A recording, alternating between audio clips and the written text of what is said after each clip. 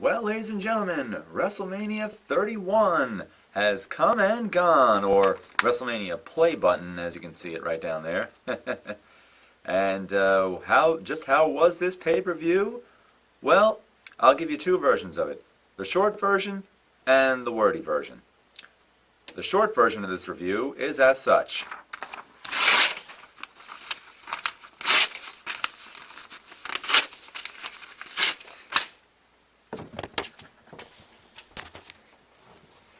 That's the short version. Now for the lengthy version. Hang on. Ah! Sorry, I just had to get that out of my system. I have been a wrestling fan for many, many years. I've been a wrestling fan since the Hulkamania days, since the Hitman was doing his thing, since the Monday Night Wars, WCW, NWO, all that stuff happened.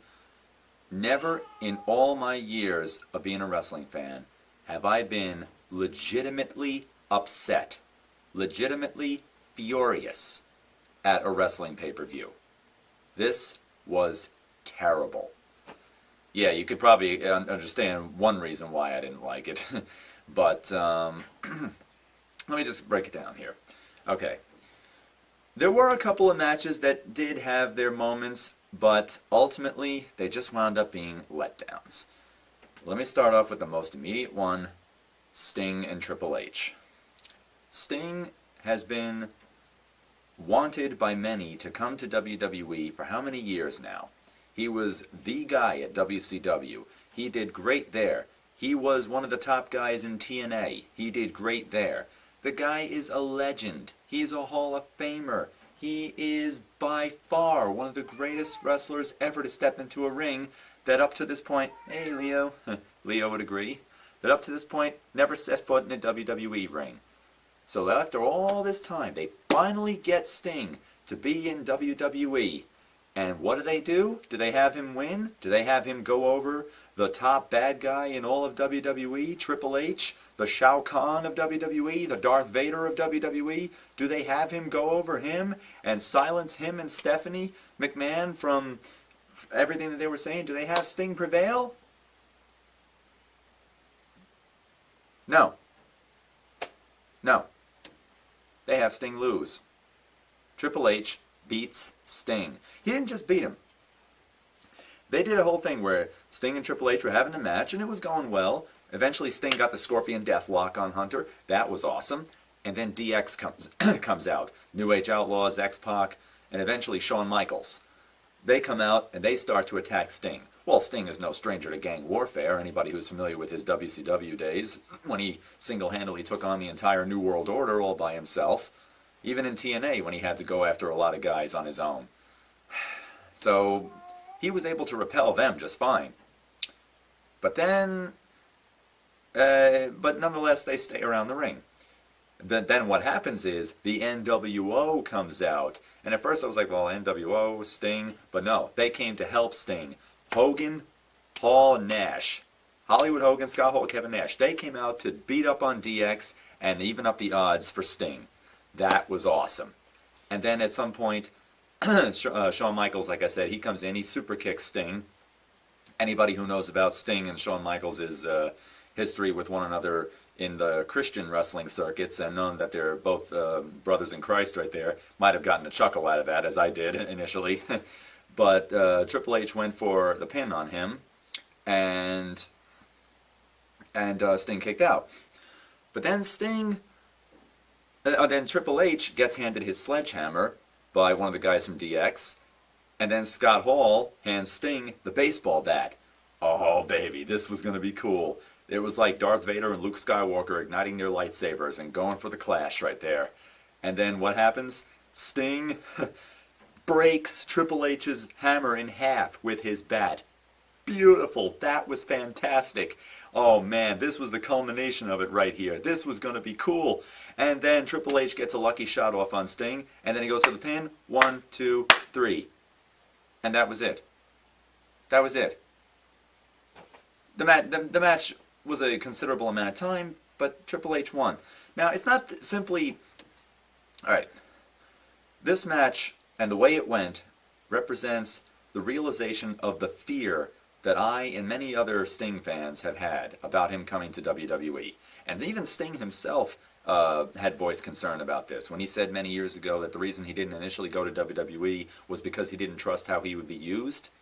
Well, myself and I'm sure a lot of other Sting fans out there, we were worried because when Sting were to come to WWE, they would have one of their top guys just beat him and have him job out to them right there to make them look good. And the sad thing is, yeah, it happened anyway. And we really shouldn't be surprised.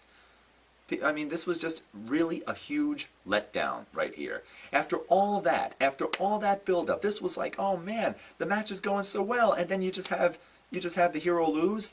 That would be like at the end of Revenge of the Sith. It's over, Anakin. I have the high ground. You underestimate me, Obi-Wan. Don't try it. And then Anakin jumps up. Obi-Wan goes for the swing, misses. Anakin lands behind him and stabs him. It's like, whoa, whoa, whoa. What just happened? What? That would be a good alternate ending, but not a real ending. No, no, no, no, no. And then at the end of the match, Triple H offers a handshake to Sting, and I guess he meant it. He was legit about it, but who knows.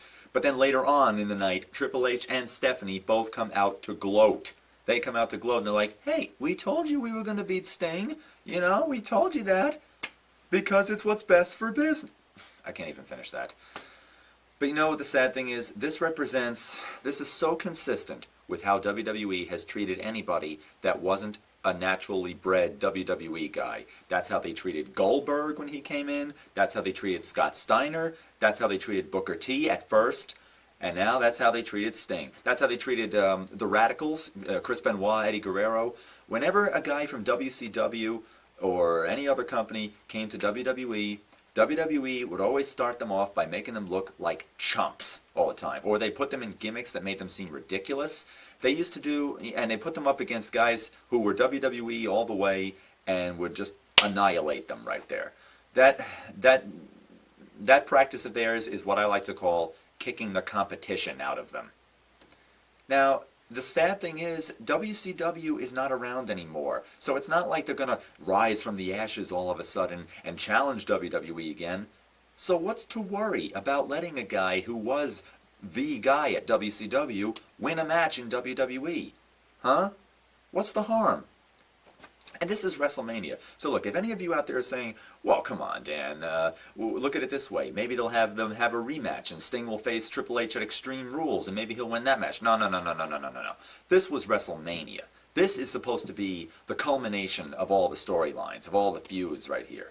This is the event where it really matters. If you can't win at WrestleMania, then if they do it the other way, it'll be like, oh, so he's good enough to win at... hypothetically speaking, at Fastlane, a pay-per-view that's not even 2 years old, or maybe it is, or, you know, it's not been around as long as WrestleMania, surely, and not even SummerSlam or Survivor Series, you're going to have him win at a mediocre pay-per-view, but not at WrestleMania? After all these years of wanting to bring Sting into WWE, and initially it was going to be, hopefully, The Undertaker. I mean, if it was The Undertaker, if he lost against The Undertaker, I could go with that a little more, because they're both fan favorites, and they're both two of my favorites. And, you know, there's no chance of anybody getting screwed over or anything like that. You know, that would have gone either way. If Undertaker won, cool. If Sting won, cool. You know, that would have been different. But to have Sting go against Triple H, you got a good guy, one of the greatest good guys of all time, against probably the most hated heel in WWE history, and you have Triple H, you have the heel, go over the face, go over Sting. All that effort you went through, it's like you're proving... Sting, Steve Borden, your initial fears were well-founded. Yes. Oh, man. You know, people could say whatever they want about TNA or WCW, but the fact is, WWE lately... the very things that even the company, WWE themselves, have been saying was bad about WCW, and that all the other WWE blind fanboys are accusing TNA about, WWE is doing the exact same things. Wake up, people. WWE and the fanboys are being hypocrites. Okay? They're hypocrites right here. They bash WCW and TNA and all the other companies for doing certain things, but when WWE does the exact same things, they say, oh, it's WWE, you gotta give them a pass. No. N-O, no. This is hypocrisy. But because they're fanboys and they're sheep, they don't want to admit it. No, they'll just make up some excuse. Oh, they could do it because they're WWE. Or, well, hey, Sting's not a WWE guy, so of course he was going to lose. That doesn't make it any better. That doesn't excuse it, okay? That was just crap right there. That was utter crap.